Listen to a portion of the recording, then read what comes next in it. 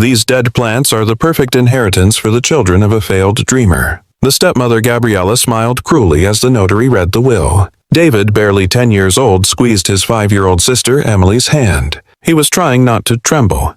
Their father had died 3 days ago. Now the woman who had replaced their mother in Dad's heart. She was taking everything from them, the house, the thriving vineyard, and their future.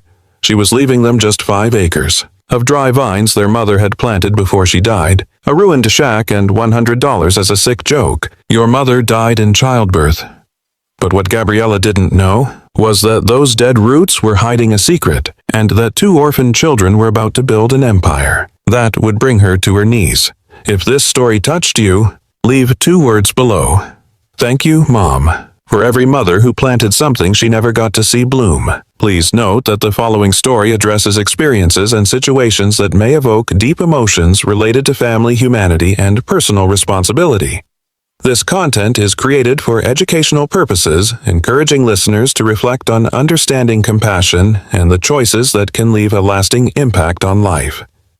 If you are not ready to engage with these emotions, please consider pausing before continuing. The ceiling fan in the notary's office squeaked like a dying animal. David Anderson, 10 years old, sat in the wooden chair, with his back straight just as his father had taught him. Beside him, Emily, 5 years old, swung her legs that didn't touch the floor, hugging Mr. Bunny, her floppy-eared plush toy. They had buried Dad 3 days ago. Michael Parker, a sweaty 52-year-old man. With a poorly knotted tie, he avoided looking directly at the children. His hands trembled as he unfolded the yellowed document. Across from them, Gabriella Anderson sat back, legs crossed, wearing dark sunglasses despite being indoors. We will proceed with the reading of Mr. Frank Anderson's will. Parker began, clearing his throat. To my wife, Gabriella Anderson, I leave the family home, the main 7-acre vineyard. Currently in production, all winemaking equipment, vehicles, and bank accounts. David's world tilted slightly. Gabriella smiled behind her glasses. What about us? Emily's voice sounded tiny. Parker swallowed hard. To my children, David and Emily Anderson, I leave the workers' shack and the 5 acres on the eastern boundary, previously cultivated by my late first wife, Ellen. Furthermore, a one-time payment of $100 American. $100! David didn't move, he didn't breathe. Inside his 10-year-old chest, something broke, and something else hardened at the same time. The eastern boundary. Gabriella took off her glasses, revealing cold eyes. Ah, the dead section. How appropriate. She leaned forward, looking directly at David. Those dry vines your mother planted while she was pregnant with that child. She pointed at Emily with disdain. Plants that never yielded a single grape, just like your mother's dreams. Ma'am, please, Parker tried to intervene weakly. Please, what their mother, the great Ellen the botanist, she wasted years on those useless plants. And when she finally had this girl, her body collapsed. She turned toward Emily. Your mother paid the price for that pregnancy, and you will live with what she left behind. Now you will live with her failure. It's poetic, don't you think? Emily began to cry in silence. David pulled her tight against his chest, covering her ears. Those dead plants, Gabriella went on, are the perfect inheritance for the children of a failed dreamer. A dump and barren land, that is all you deserve. David looked up. His brown eyes met Gabriella's. He didn't say a thing. He didn't cry. He didn't beg. He just looked at her with an intensity that made her take half a step back. She wasn't a dreamer, David finally said, his voice calm and deadly. She was a botanist. And what did her botany give her? Gabriella laughed. A grave. 2 hours later, David and Emily stood at the entrance of their house, watching as Rosa, the housekeeper with red puffy eyes, stuffed their clothes into black garbage bags. I'm so sorry, children, Rosa whispered. I don't want to do this. It's okay, Rosa, David said, his voice void of emotion.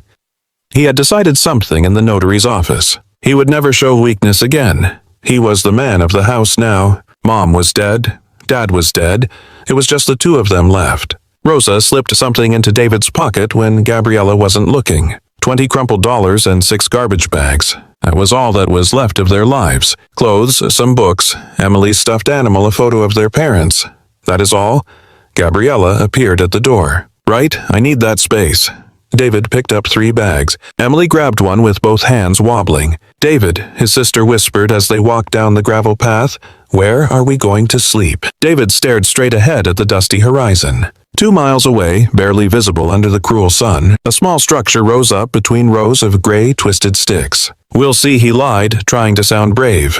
"We're going to be okay, little sister. I promise." But as they walked in the relentless heat, the bags bumping against his legs, David didn't know if that was a promise he could keep. 500 yards from the shack, Emily couldn't walk anymore. Her 5-year-old legs simply stopped. Her pink sandals kicked up dust with every dragging step. "I can't go on." "David," she whimpered, dropping her bag. Her bag. Without a word, David knelt down. "Hop on my back." Emily climbed up, hugging his neck. David staggered under the combined weight of his sister and the 3 bags he was carrying, but he didn't stop. One step, then another, and another. The 4 o'clock sun beat down like molten lead on their heads. From this distance, he could see the whole vineyard. 5 acres of gray vines twisted like half-buried skeletons. Not a single green leaf, not a sign of life, just endless rows of death under the merciless sky. In the background, almost invisible among the dead plants, stood the shack. When they finally arrived, David set Emily down on the ground and pushed the door open. It had no lock, not even full hinges. The rotten wood creaked, opening into a suffocating darkness. The smell hit him first. Dampness, rat droppings, and something sweet and rotten. David took a step inside, waiting for his eyes to adjust. One room, just one. The roof had a hole the size of a soccer ball in the corner, letting in a beam of light that illuminated the dirt floor covered in animal droppings. Cobwebs hung like gray curtains. In one corner there was a rusty metal bed frame with no mattress. In the other, a wood stove with a half-collapsed chimney. There were no windows, just black holes where the glass used to be. "Not here," Emily said from behind him, her voice trembling.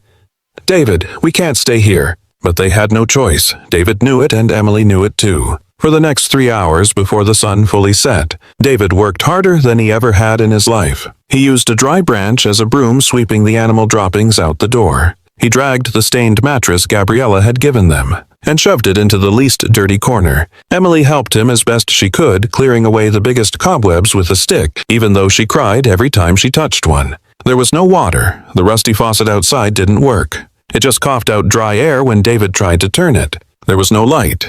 When the sun went down, the darkness was absolute. And there was no food. "I'm hungry," Emily said, sitting on the mattress.